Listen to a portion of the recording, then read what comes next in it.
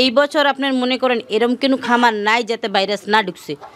আপনি যে জায়গায় জায়গায় যান আপনি মনে দেখছেনও এরকম খামার আছে একেবারে মানে একেবারে ধ্বংস হয়ে গেছে, কিছু নাই, বড় থেকে ছোটো থেকে মানে সব শেষ।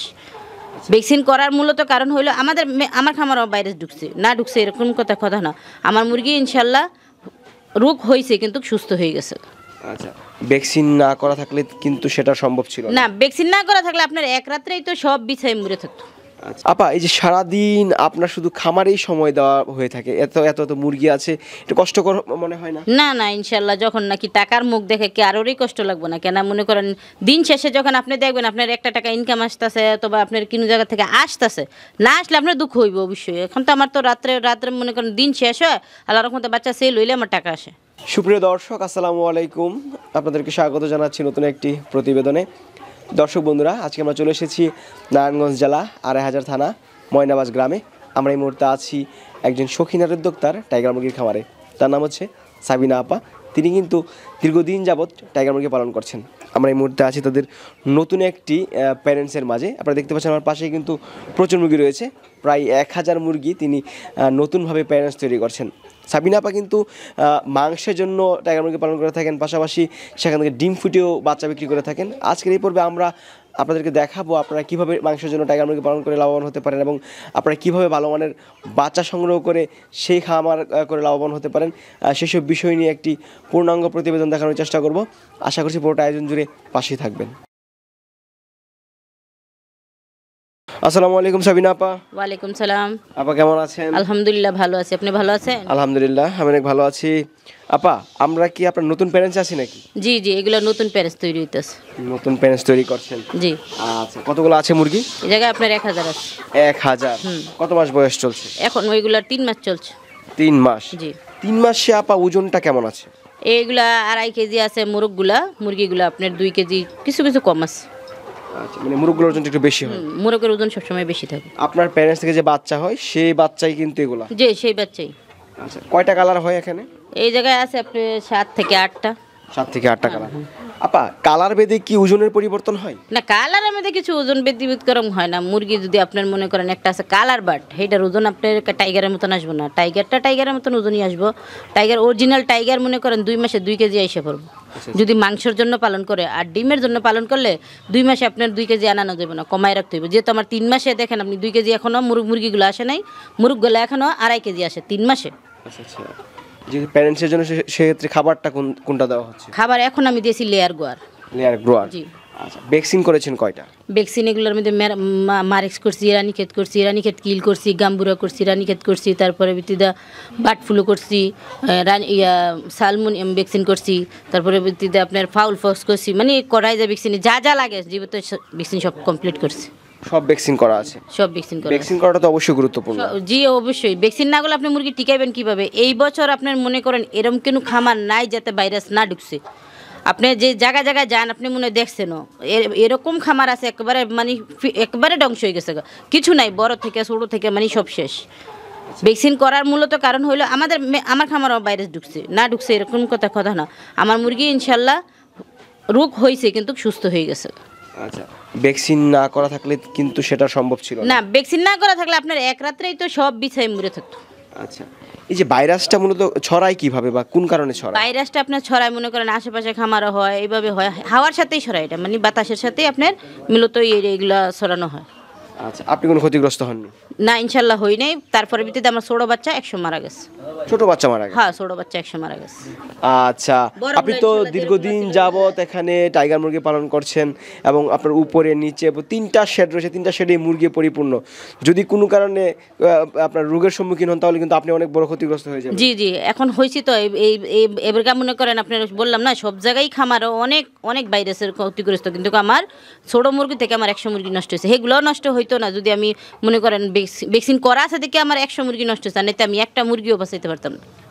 আমার নিচে থেকে উপরে হইতো, উপরে থেকে নিচে হইতো, সেই খামারও হইতো। কেন আমরাই তো যাই না, ঘুরে ঘুরে আমার ছেলে যায়, আমি যাই, আমার হাজব্যান্ড যায়, তো সব খামারে যাওয়া পরে কিন্তু ভ্যাকসিন করা মূলত আছে দেখে ইনশাল্লাহ টিকে আছে। আচ্ছা আপা, এগুলো কি বিক্রি উপযোগী আমরা যেগুলো দেখতে পাচ্ছি? না, এগুলো আমার প্যারেন্টস। এগুলো বিক্রি করবেন না? এগুলো বিক্রি করব। অনেকে কিন্তু এরকম বড় যে বাচ্চাগুলো আছে সেগুলো খুঁজে। হ্যাঁ খুঁজে, কিন্তু আমি এগুলো বিক্রি করব না। এগুলো নতুন প্যারেন্টস করছে? এগুলো নতুন প্যারেন্টস। আচ্ছা আপা, অনেক খামারে আমরা যাই কিন্তু তাদের প্যারেন্টসের সংখ্যাটা একটু কম থাকে, কিন্তু আপনারা এখানে দিন দিন প্যারেন্টসের সংখ্যাটা বৃদ্ধি করছেন, কারণটা কি? আমার মূলত হইলো মনে করেন আমি যারা খামারে থেকে বাচ্চা দিয়ে যাতে আমার বাচ্চাটাই আমি দিতে পারি, বাইরে থেকে মূলত বাচ্চা ক্রয় না করতে হয়, বাচ্চা না দিতে হয়, এই জন্য আমি নিজের প্যারেন্টস থেকে আমি বাচ্চা সেল করি, আমি বুকে হাত দিয়ে বলতে পারি হ্যাঁ আমি 1 নম্বর বাচ্চা দিই। আচ্ছা, 1 কেজি হতে কতদিন সময় লাগে আপনার যে বাচ্চাগুলা? এগুলা ম্যাক্সিমাম মনে করেন যদি ভালো খামারি হয় 35 দিনে কেজি আসবে, আর যদি একটু নতুন হয় ঠান্ডা মান্ডা লাগে তো 40 থেকে 42 দিনে কেজি আসবে। 40 থেকে 42 দিনের মধ্যে 1 জি কেজি? জি 1 কেজি আসে বড়। আচ্ছা, মাংস বিক্রি করতে সমস্যা হয় কিনা? না মাংস তো এখন হয় না, প্রথম হইতো, এখন লেভেলই আপনি মনে করেন এই টাইগার মুরগি খামার, আচ্ছা, এখন হয় না। এখন আর মাংস বিক্রি করতে না, তেমন একটা এখন সমস্যা হয় না, হয় না। ইনশাল্লাহ হয় না। নতুন খামারিরা কি প্রথম মাংসের জন্য শুরু করতে পারে?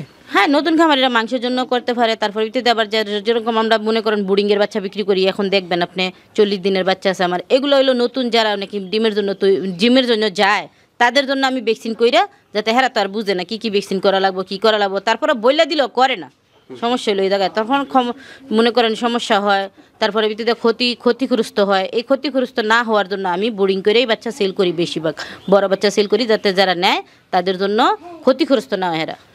আচ্ছা, সাধারণত কি কি সমস্যাগুলো হয় টাইগার মুরগির খামারে? বেশিরভাগই রানীক্ষেত সমস্যা হয়, গাম্বুরা সমস্যা হয়, এই দুইটাই সমস্যা হইলেই মারা যায় মুরগি। তাছাড়া কোনো সমস্যা না হয় তার ঠান্ডা তো অ্যাভেলেবেল, এটা লাগে, এটা কোনো বিষয় না, যখন আপনি ডুজ করবেন ঠিক হয়ে যাবো। আচ্ছা, উপরে প্রচুর বাচ্চা রয়েছে, কতদিন বয়সের বাচ্চা এগুলো? এগুলোই আমার 40 দিনের বাচ্চা, এগুলো 40 দিন তৈরি বয়স। করা।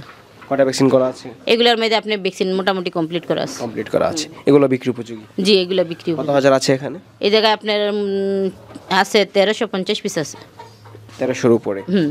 আচ্ছা, আপনার তো পাশে যে প্যারেন্টস রয়েছে প্রতিনিয়ত সেখান থেকে ডিম পাচ্ছেন এবং সেই ডিমই আপনি ফুটাচ্ছেন? হ্যাঁ সেই ডিমই ফুটাইছি তেছি, তারপরে ভিত্তিতে এইগুলো মনে করেন শেষ হওয়ার আগে আমার এইগুলা ডিমে এসে পড়বো। আচ্ছা, একটা প্যারেন্ট শেষ হয়ে যাওয়ার সাথে সাথে আরেকটা রেডি করে জি ফেলছেন? আমি আগে থেকে রেডি করে রাখি, মানে করেন হেরা যাওয়ার আমার 5-6 মাস আগে থেকে আবার আরেকটা সেট তৈরি করে নিই। যখন রিজেক্ট হয়ে যায় তখন এগুলা কি মাংসের জন্য বিক্রি করেন? হ্যাঁ আমার গ্রামেই সেল হয়ে থাকা, আমি মাইক দিয়ে জানাই দেই যাতে ভাই আমি টাইগার মুরগি আমার রিজেক্ট মাল হয়েছে আমি সেল করবো, আমি 400 টাকা কেজি মোরগগুলো বিক্রি করি, মুরগিগুলো 350-300 টাকা কেজি। মাইকিং করে দিলেই বিক্রি হ্যাঁ হয়? আমার সব বাসা থেকে নিয়ে যায়। আচ্ছা আপা, এই যে আপনার এখানে প্রায় 1000 প্যারেন্টস আপনি রেডি করছেন, 1000 প্যারেন্টস রেডি হওয়ার জন্য কত টাকা খরচ করতে হবে আপনাকে? ভাই মেলা টাকা, 10 লক্ষ টাকা। 10 লক্ষ টাকা? 10 লক্ষ টাকা তো অনেক টাকা পুঁজি বিনিয়োগ করতে হয়। তো করতে হইব না, আপনার সাধারণত লেয়ার মুরগি তো এত টাকাই খরচ হয়, লেয়ারও তো এই একই, সেম টু সেম, লেয়ারের মতো এটা? একই। আচ্ছা, তাহলে একজন খামারি প্রথমত অল্প কিছু মুরগি নিয়ে খামার করাটাই নিরাপদ? হ্যাঁ 100 করুক 200 করুক, এত বড় না করুক, আমি তো প্রথম বড় লইনি, আপনারা তো দেখছেন একটা ছোট একটা বারিন্দা দিয়ে শুরু করছি, 200 দিয়ে শুরু করছি, তো এরাও 200-100 মানে যার যতটুকু সামর্থ্য আছে ততটুকু দিয়েই শুরু করুক। আচ্ছা, সংসারের কাজের পাশাপাশি যদি অল্প কিছু মুরগি পালন করা যায় সেখান থেকে যদি বাড়তি কিছু আয় হয় তাহলে তো খারাপ কিছু না খারাপ না, কেন সংসারের ভিতরে ছেলে মেয়েদের খরচ লাগে, তারপরে নিজের একটা খরচ আছে, আবার যদি মনে করেন কিছু টাকা ইনকাম করে হাজব্যান্ডে দেখাইতে পারে, হাজব্যান্ডও খুশি নিজেও খুশি। আচ্ছা, বাচ্চা বিক্রি করতে সমস্যা হয় কিনা? না বাচ্চা তো অ্যাভেলেবেলই এখন বিক্রি হয়, কিছু সমস্যা নেই ইনশাল্লাহ। বাচ্চা বিক্রি করতে সমস্যা না, হয় না, না? টাইগার মুরগির বাচ্চা আপনারা বেশি টাকায় বিক্রি করেন কারণ কি? কারণ হইলো এটার ওয়েট অনেক দূরত্ব আসে, আমরা যে এটার একটু খানাটা একটু বেশি খায় মুরগি, বড় মুরগি, তখন আমাদের খরচটা একটু বেশি হয় না, এই জন্যই একটু বাড়তি বিক্রি করতে। কারণ সবাই শুধু বলে যে টাইগার মুরগির বাচ্চার দামটা বেশি, যার কারণে তারা। অবশ্যই বেশি, সব মুরগি থেকে টাইগার মুরগির বাচ্চার দামই বেশি।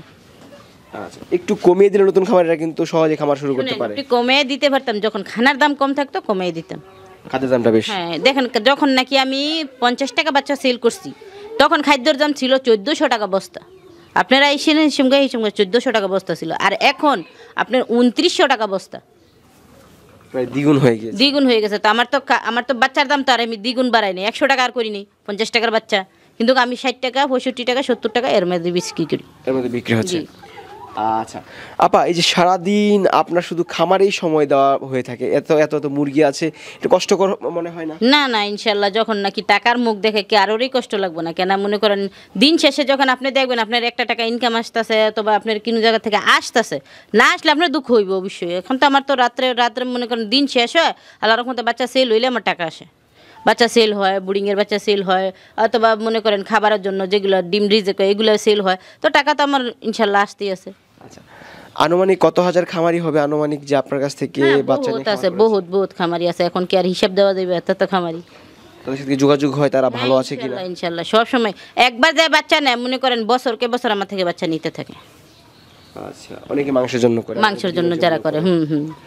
আচ্ছা আপা, নতুন খামারিদের উদ্দেশ্যে আপনি কি বলবেন? তারা আসলে কোন বয়সে বাচ্চাটা নিয়ে খামার করাটা নিরাপদ? যারা মাংস করবো তারা শুধু জিরো বাচ্চা দিয়েই শুরু করুক।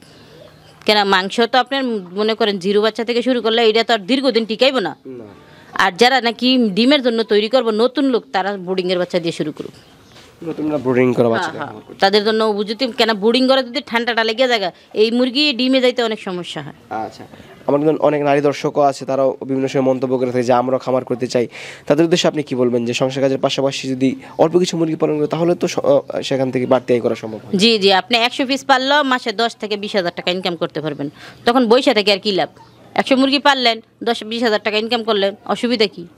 আচ্ছা, আপনার উপরে প্রচুর বাচ্চা রয়েছে, এগুলো সব বিক্রি উপযোগী? জি, এগুলো সব বিক্রি উপযোগী। যারা নিতে নতুন প্যারেন্টস তৈরি করবো, যেরকম 50 পিস, 100 পিস, 150 পিস, 200 পিস নিব, হারা নিতে পারবো।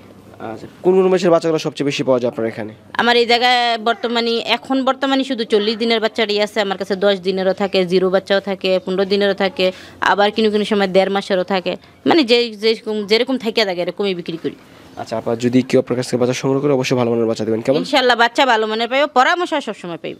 আচ্ছা, ভালো থাকবেন, আসসালামু আলাইকুম। ওয়ালাইকুম সালাম।